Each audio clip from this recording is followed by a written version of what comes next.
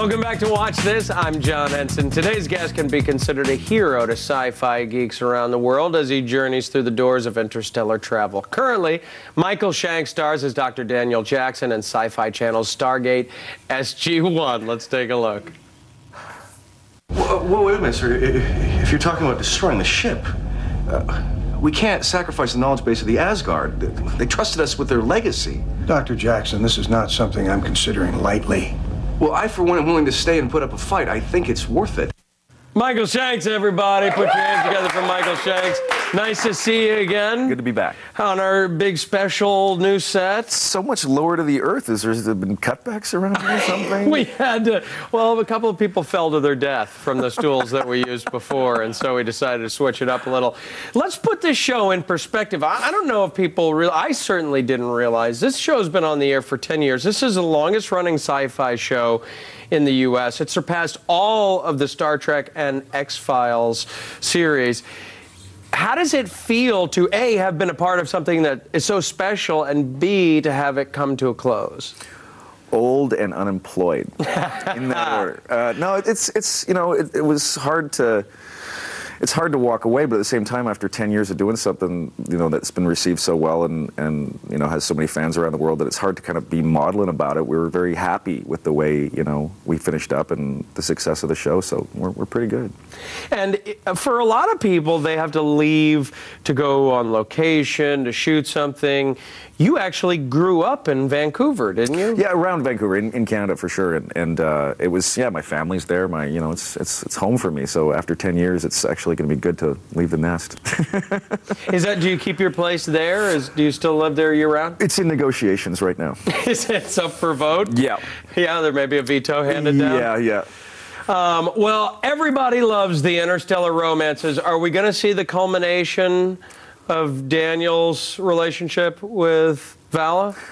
Yeah, and no. Oh, really? It's sci-fi. Yes, we do, or no, we don't. It's we kind of play with it a little bit. It's the story itself. I won't give too much away, but the story itself kind of like is a what if. Maybe they will, and you know, we sort of see them in a relationship for 60 years or something like that, and then maybe afterwards they're not so much, because otherwise we'd be really old and wouldn't be able to do the straight-to-DVD movies we're doing.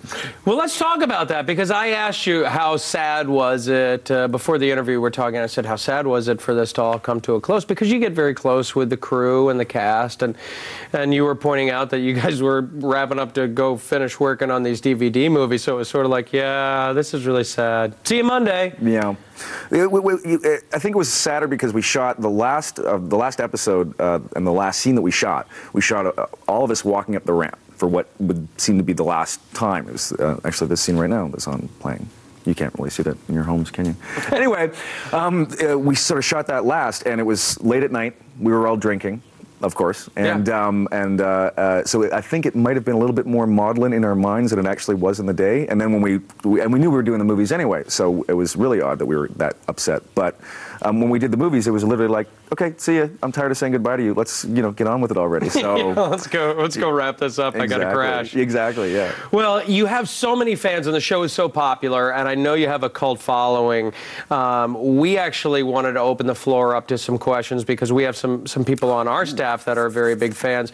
We wanted to open the floor up to a question from our resident sci-fi geek, Perrin Spracacci. Perrin, what did you want to ask Mr. Shanks? Actually, yes, travelers through the Stargate used to arrive with frost on their faces and unable to keep their balance, but in later seasons, this stopped happening.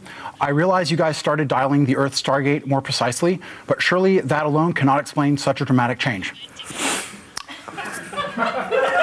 Very valid question, Perrin. Very valid. The reason was it took us 3 hours to frost ourselves up. And not only was it a time waster, and especially having 4 stunt guys tumble through the gate every time would have gotten a little bit old and tired. But we found out that the stuff they were frosting us up with was toxic. So I don't think Richard liked that idea too much. So it quickly went away with one of those explanations of, ooh, we just invented the thing. Yeah. I have to apologize here.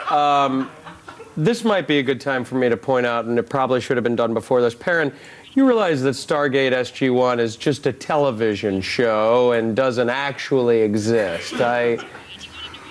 I sort of feel like this is a sort of a tooth fairy kind of a moment. I'll get into it with you after the break. Michael Shanks, ladies and gentlemen, he's a good sport.